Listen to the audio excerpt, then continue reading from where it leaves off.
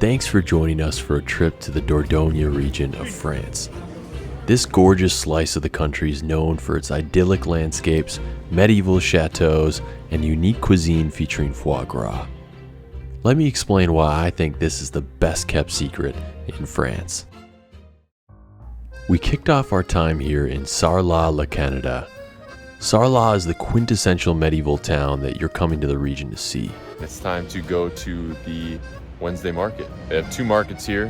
One is on Saturday, that's the bigger one that's got all kinds of items.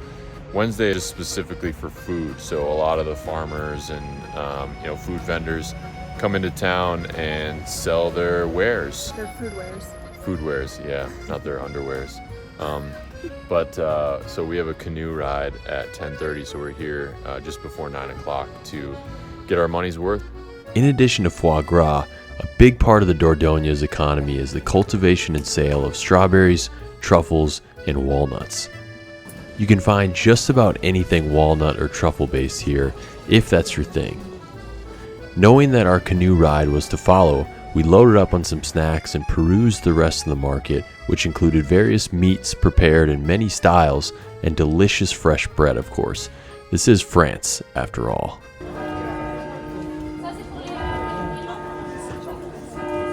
Next up, we booked a tandem canoe with Périgord Adventure Loires.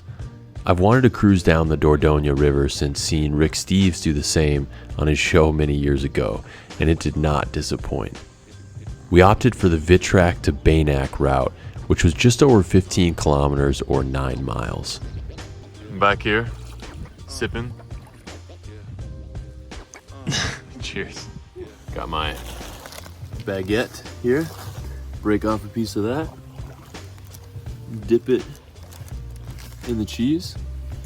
And then you got this delicious little treat when your wife's doing the work. I was gonna say, is this a food tour for John while the wife paddles? Maybe. The beauty of this tour is it is completely at your own pace, and you could pull off to the side of the river at any time you want to explore a new little town or village along the way. You simply turn up to your stop on the river, hop in your canoe, and the tour company picks you up at the other end and brings you back to your car. For the route starting in Vitrac and ending in Beynac, the must-see stops are certainly La Roque-Gageac for the quaint little cliffside town which you just saw, and Castelnau-la-Chapelle for some of the best chateaus in the region. We decided to pull the canoe out of the water in La Roque-Gageac to try out foie gras. Foie gras is the liver of a duck or goose that has been force-fed to fatten them up. This is a controversial practice that is banned in many countries, but is essential to understanding the gastronomy and economy of this area. Aaron's first foie gras.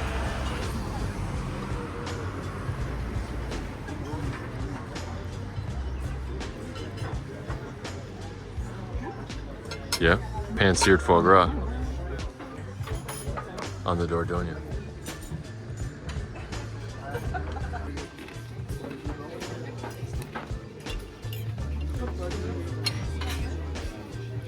Just melts in your mouth. Very good. After lunch, there's much more to see on the way to Vitrac as medieval chateaus line the banks of the Dordogne for the rest of your trip. Truly is mad passing these castles or chateaus right along the water, because during the 100 Years' War, which is like the mid 1300s to the mid 1400s, England and France just built these opposing castles along the riverbank to basically stare at each other and defend these positions in the Dordogne River. So now here we are having some beers, just leisurely floating down these about 600 years after they were fighting to the death over this land. Are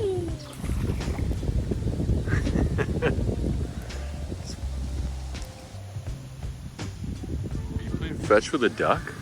Maybe.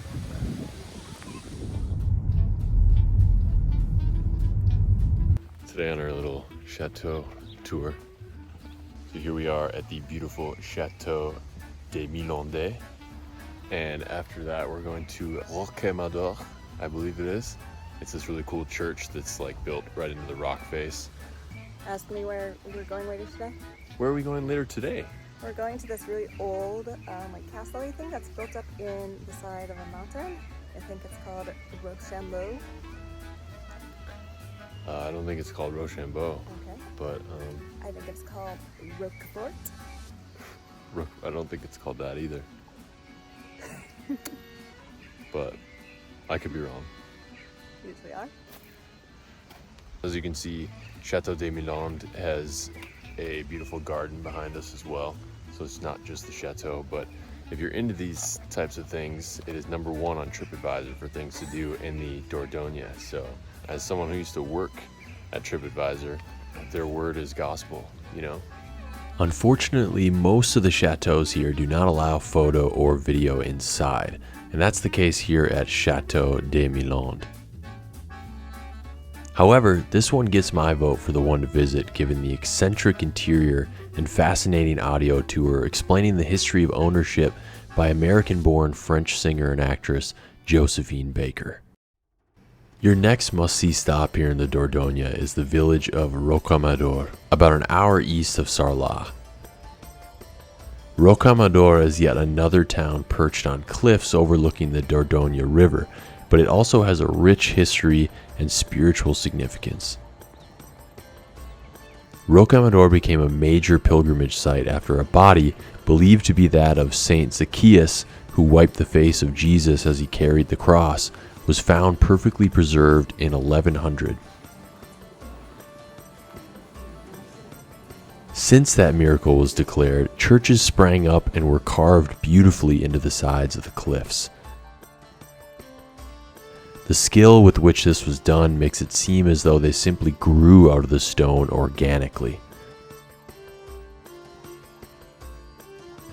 The rest of the town is pretty touristy, but well worth a visit overall. One travel rule of thumb I have is that eventually you need to try the pizza in whatever country you are in. Hop in! So we headed back west to Domme to do just that.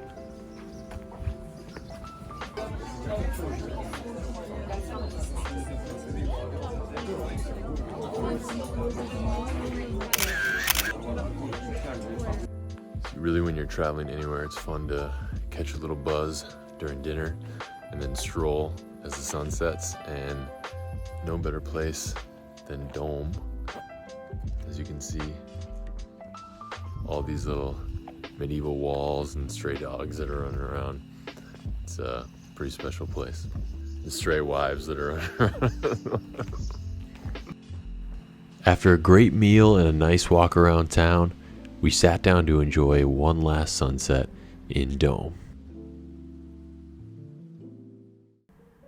We knew we couldn't come to rural France and not get in a good hike, so for our last act in the Dordogne, we laced up our boots to get a little lost in the French countryside, meet some animals along the way, and get a little taste of home. I'm starting to think more and more that John secretly flew me back to the cornfields of my hometown in Minnesota. John, do you have something to say about that? All I know is it's supposed to be knee-high by July, and we're now getting to shoulder height, so this is probably going to be a good harvest. So you're walking through here, and you just hear sounds of swords clanging in your head. The English and the French just at war with one another. Or even before that, you talk about 2,000 years ago when the Romans were up here fighting in Gaul. And Caesar, that was his big triumph before he became dictator for life and he marched on Rome. He had his big victory in Gaul and that all the spoils that brought the Roman Empire. So pretty interesting to have that historical perspective. I think it's always really handy when you're traveling, particularly in Europe. So this is where we're gonna end it, I think. The beautiful French countryside of the Dordogne. Got a nice French beer. Aaron finished hers already. I'm not the only one drinking on this hike.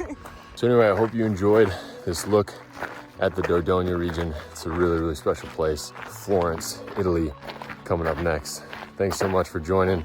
Make sure to like, subscribe, all that good stuff. Smash that like button. We'll see you soon.